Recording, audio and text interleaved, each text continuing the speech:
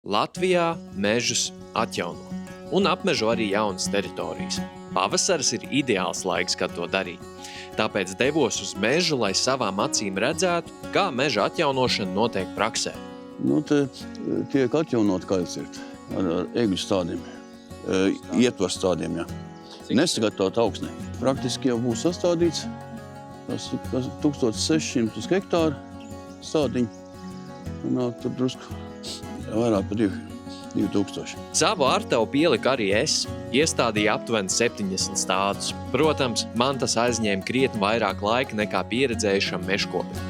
Tikmēr Aivars mierīgā tempā, nesagatavotā augsnē, dienas laikā iestāda apmēram 500 egļu ietvaru stādus. Un, var sakot, jādara tā, ka parasti stobru nevar vaļā. Kā saka, kad ieliek iekšā aizvērtā, ja, un tagad nevar vaļā. Ieliek iekšā stādiņu. Un tad, ja stingra augsne, tad drusku mēģina izgriezt viņu ārā šitādē. Viņš iekšā ir, vismaz centimetri 2. Un no kājām paņem un iespaidi.